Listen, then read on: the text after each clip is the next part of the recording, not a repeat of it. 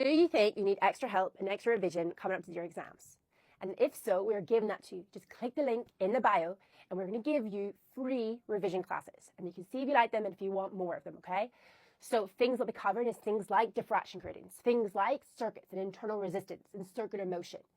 So to check how you're doing, if you need it, here I've got one, a cheeky one, because it's something that people actually quite often get wrong. So hopefully you're thinking diffraction gradient. What's the maximum brights that can be observed? Right, I've got a diffraction gradient here. Remember, it's just like a film of loads of slits in it. And the equation we use is always d sine theta is equal to n times the wavelength. Now you're thinking, let's say there's my diffraction gradient. What's going to happen is, remember, we're always getting our central maximum, and you're going to get brights on either side, right? And this theta here is, let's say we're looking at n equals 1, that first bright on either side. This theta is the angle between that central maximum and the first bright. So we can see if you make more brights, so there's my, let's say we'll go to n equals 2, you can see that that angle theta has increased. We go to n equals 3, again, you can see the angle has increased even more.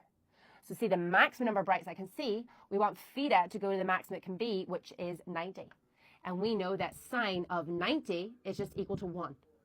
So what we're going to do now is we're going to see, to get the maximum, we're going to do sine of 90, which is 1. So d is equal to n times the wavelength. Now d is basically the space in between these slits. But what they often give you is the number of lines per millimeter. What they give you is the number n, right? The number n, the number of lines per millimeter. And you know to get d is always equal to 1 over n. Something you have to remember, okay? It's the distance between the slits. Now, the first thing people always forget to do is put it into meters. If there's 200 of these little lines squeezed into 1 millimeter, if I have a whole meter, I'm going to have loads of them. So what we can see is that to find d, we're doing 1 over 200,000. That's how many lines are going to be in a meter.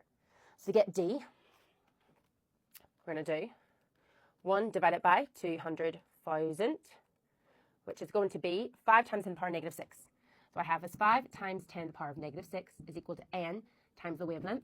The wavelength is 700 nanometers, or 700 times 10 to the power of negative 9. So to find n, what we do is to take that number and we divide by 700 times 10 to the power of negative 9. And what I get n to be is 7.14. So n is 7.14. Oops, 7.14. 7.14. Wow, that was hard to write. So that's what n is, 7.14. Now, I can see 7 brights, I can't see 8. So that's why we round down. So n now is 7. If you take 7, that is wrong, because the order number is 7. Look, 1 on each side, 2 on each side, 3 on each side. So what we're saying is there's 7 on each side. If you click 14, you're wrong, because there's 7 on each side of the central maximum. So it's 7 on each side plus the central maximum, which is 15.